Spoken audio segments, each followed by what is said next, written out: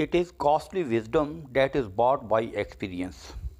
How to choose the best career. Dear parents and students, آج کا lecture انتہائی اہمیت کا حامل ہے۔ کیریئر کا انتخاب آپ کی زندگی بنا بھی سکتا ہے اور ہمیشہ کے لیے برباد بھی کر سکتا ہے۔ اس لیے اس کا انتخاب آپ سب کو بہت سوچ سمجھ کر کرنا ہے کہ آپ کے کیریئر پہ آپ کے آنے والی پوری زندگی کا دار و مدار ہوگا، نہ صرف آپ کا بلکہ آپ کی آنے والی نسلوں کا بھی۔ یاد رکھیے، اگر آج آپ غلط کیریئر کا انتخاب کرتے ہیں تو آپ کی زندگی تو برباد ہوگی ہی، لیکن آپ کی آنے والی نسلیں بھی اس کا خمیازہ بھگتیں گی۔ اس لیے میں زور دے کر آپ سب کو ایڈوائز کرتا ہوں کہ آپ سب نے کیریئر کا انتخاب نہایت عقل مندی سے کرنا ہے۔ میں یہاں آپ سب کو اس حقیقت سے آگاہ کرتا چلوں کہ ہمارے ممالک میں یا اس خطے میں حقیقی لٹریسی ریٹ انتہائی کم ہے۔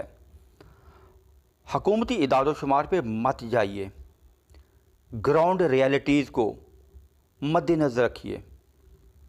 آپ سب کو معلوم ہے تعلیم شعور کا دوسرا نام ہے۔ پراپر گائیڈنس نہ ہونے کی وجہ سے زیادہ تر لوگ بھیڑ چال کا شکار ہو جاتے ہیں اور ڈاکٹر یا انجینئر بننے کی ٹھان لیتے ہیں۔ میں سر دست اس بات میں نہیں پڑھنا چاہتا کہ وہ صحیح کرتے ہیں یا غلط۔ میں آپ سب کے سامنے چند حقائق رکھتا ہوں، آپ خود اندازہ لگا لیجئے کہ کیا صحیح ہے کیا غلط۔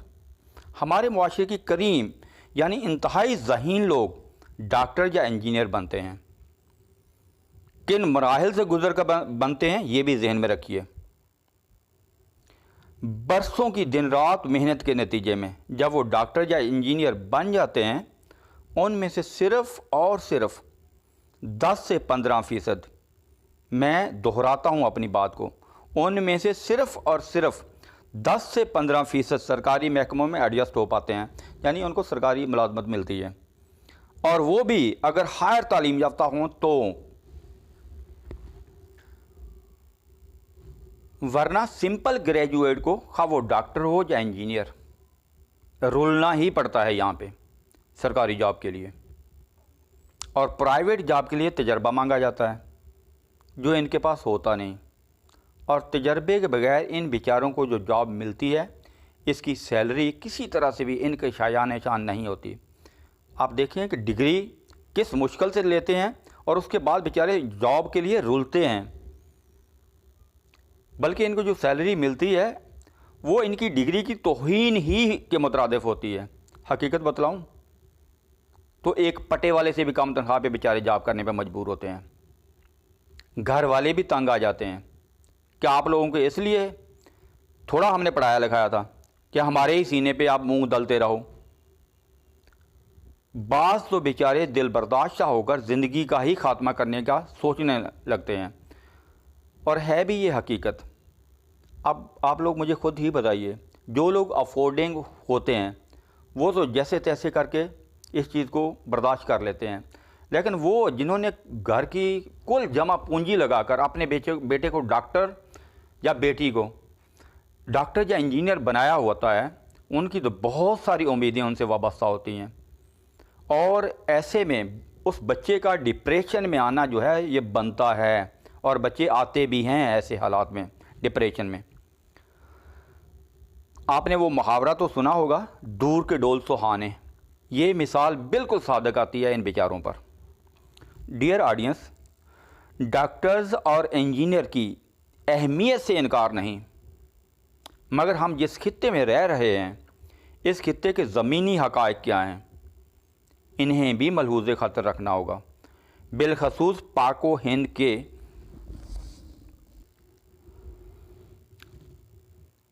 ڈیئر سامعین۔ انجینئرنگ میں میرٹ لسٹ میں بچے آسانی سے آ جاتے ہیں، جبکہ میڈیکل کالجز اور میڈیکل یونیورسٹی میں میرٹ پہ آنا اور فائنل سلیکشن کتنی مشکل ہے۔ انٹری ٹیسٹ کا مرحلہ کوئی آسان کام نہیں ہوتا۔ خدا کر کے سلیکشن ہو بھی جائے تو ڈاکٹر بن کر کون سی جاب ملتی ہے؟ اگر چند سو سیٹس کبھی آ بھی جائیں تو ان پر بھی ہزاروں کے حساب سے کینڈیڈیٹس اپلائی کرتے ہیں، اور پھر کیا ہوتا ہے؟ آپ بتلائیے، میں بتاتا ہوں. اس میں پھر سورس پلس پیسہ چلتا ہے. اگر کمیشن کلیئر ہو بھی جائے تو جاب کے لیے ہمارے جیسے ممالک میں فائنل سلیکشن پھر بھی کنفرم نہیں ہوتی. وجہ آپ سب بھی جانتے ہیں، اس پورے خطے کا المیہ ہے. صحت کا شعبہ اس بری طرح سے نگلیکٹڈ ہے کہ خدا کی پناہ. میں چند حقائق آپ کو بتانا چاہتا ہوں. پاکستان میں تقریباً 1800 سے 1900 افراد کے لیے صرف ایک ڈاکٹر ہیں، اور انڈیا میں تقریباً 1000 سے 1100 افراد کے لیے ایک ڈاکٹر ہے. آپ خود بتلائیے، ایک ڈاکٹر اتنے لوگوں کو کیسے دیکھ سکتا ہے؟ اور ہماری حکومتوں کی نان سیریسنس کا یہ عالم ہے کہ ڈاکٹر کو جاب پھر بھی نہیں ملتی. ڈاکٹر ڈگریاں اٹھائے کبھی پریس کلب کے سامنے تو کبھی کسی مال روڈ پر احتجاج کر رہے ہوتے ہیں، اور کئی تو دل برداشتہ ہو کر اپنی ڈگریوں کو جلا رہے ہوتے ہیں. اس سے افسوسناک صورتحال اور کیا ہوگی؟ According to the report of Pakistan Engineering Council in 2019, 50,000 engineers are jobless in Pakistan. The same case goes to doctors. 25,000 doctors have left the country and gone to abroad due to unemployment. Almost the same number of doctors are jobless in Pakistan. Is that not alarming? اب سوال یہ پیدا ہوتا ہے کہ اگر doctor یا engineer نہیں تو پھر کون سے پروفیشن کو کیریئر کے طور پہ اپنایا جائے؟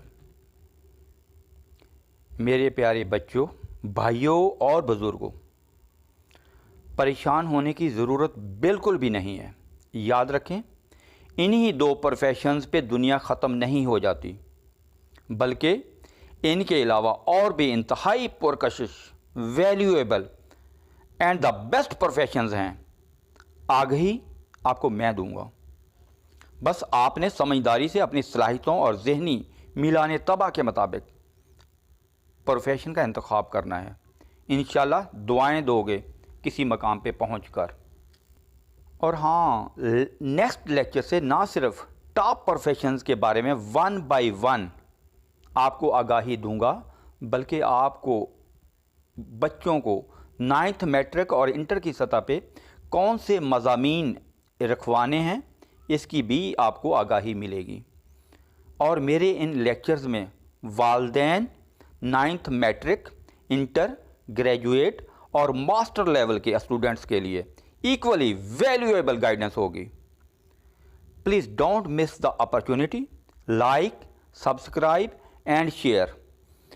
میرے بچوں، میری ایک بات یاد رکھیے، آپ اپنے آپ کو کبھی انڈر ایسٹیمیٹ مت کرنا. Remember, you can achieve H and every thing in this world if you try. انشاءاللہ. Haven't you heard? God helps those who help themselves. Thank you.